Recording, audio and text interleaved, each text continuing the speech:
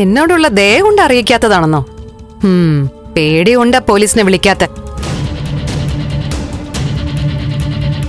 അല്ല, ഇനി നിങ്ങൾ വിളിച്ചു പറഞ്ഞോ പോലീസിനെ അറിയിക്കരുതെന്ന്? മാസം തോറും നിങ്ങൾക്ക് കിട്ടുന്ന പൈസ നിന്നു പോവുമല്ലോ. നിർത്തടി. ഞങ്ങൾ എത്ര രൂപ വാങ്ങിക്കുന്നുണ്ടെന്ന് നിനക്കറിയോ? നിന്റെ ചെലവിന് വേണ്ടി ചെറിയൊരു തുക. അത് ഞങ്ങൾക്ക് ഏതെങ്കിലും വീട്ടിൽ കൂലിവേലയ്ക്ക് പോയാലും കിട്ടും. വല്ലവരുടെയും കൊച്ചിനെ കൂലിക്ക് വളർത്തുന്നതിലും നല്ലത് കൂലിവേലയ്ക്ക് പോകുന്നതായിരുന്നു.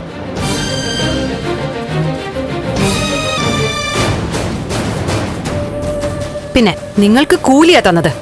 എനിക്ക് പക്ഷെ കിട്ടേണ്ടത് അവകാശമാ. ഷെയർ വേണം. അമ്മ ആരാണെന്ന് അറിയോ വേണം.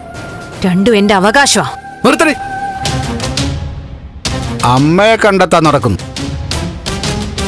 ഒരു മോളെന്ന നിലയ്ക്ക് നിന്നെ കുറിച്ച് എന്തെങ്കിലും അഭിമാനം നിനക്കൊരമ്മയുണ്ടെങ്കിൽ അവർക്ക് തോന്നുമോ? തോന്നിയ സമയത്ത് വീട്ടിൽ നിന്ന് ഇറങ്ങുന്നു, എപ്പോഴോ വന്ന് കയറുന്നു. കള്ളുകൂടി, പുകവലി, മുതിർന്നവരോട് ബഹുമാനമില്ലായ്മ. അപ്പൊ പിന്നെ എന്തടിസ്ഥാനത്തിലാ നിന്റെ അമ്മ അംഗീകരിക്കേണ്ടത്? എടി, ഒരു മനുഷ്യ ജീവിക്ക് വേണ്ട എന്തെങ്കിലും ഒരു മിനിമം മര്യാദ നിന്റെ ഭാഗത്തുണ്ടോ? വാസ്തവത്തിൽ ഇങ്ങനെ ഒരു മകള് ഒരമ്മയ്ക്ക് ഉണ്ടാകാൻ പാടില്ല. കുടുംബത്തിന് മാത്രമല്ല നീ ദ്രോഹം ചെയ്യുന്നത്, ഒരു നാടിന് മൊത്തം ദോഷ ഇങ്ങനെ ഒരുത്തി വളർന്നു വരുന്നത്. ഒരാളെ കുത്തിക്കൊല്ലാൻ ശ്രമിച്ചിട്ട് അതിന്റെ ഒരു പശ്ചാത്താപം പോലും നീ കാണിക്കുന്നില്ല. ദേവിയെ കുത്തിയപ്പോ ഇടയിൽ വന്ന് കേറി എന്തിനാണെന്ന് എത്ര നിസ്സാരമായിട്ട് നീ ചോദിക്കുന്നത്? നോക്ക്, ജന്മം തന്ന സ്ത്രീ എന്ന് ഇടയ്ക്കിടയ്ക്ക് പറയുന്നുണ്ടല്ലോ. അങ്ങനെ നിന്നെ ജനിപ്പിച്ചവർക്ക് ഒരു അപമാനമാ നീ.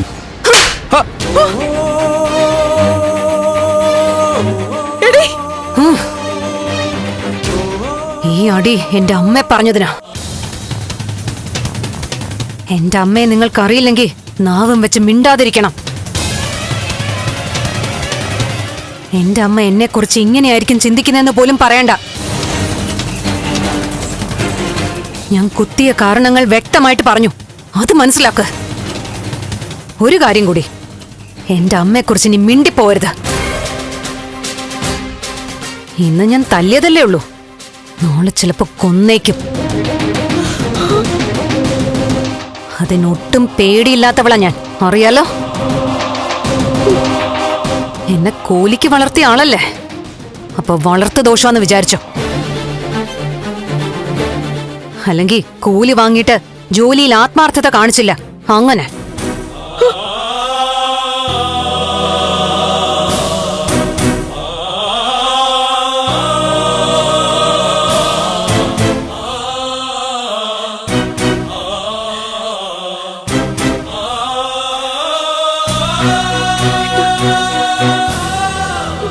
എത്രയോ കാലം ഈ നെഞ്ചോട് ചേർത്ത് കിടത്തി വളർത്തിയതാ ഞാൻ. എന്റെ കൈ പിടിച്ചല്ല അവള് പിച്ച വെച്ച് നടന്നത്. അന്ന് എത്രയോ ഉമ്മയാ ഞാൻ ആ കൈകളിൽ കൊടുത്തത്. ഇന്ന് ആ കൈ കൊണ്ട്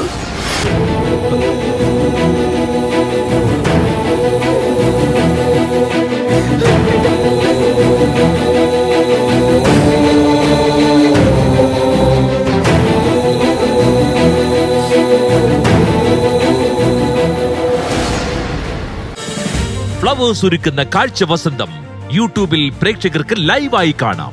ഫ്ലവേഴ്സ് കോമഡിയിൽ ജോയിൻ ചെയ്യൂ, ആസ്വദിക്കൂ.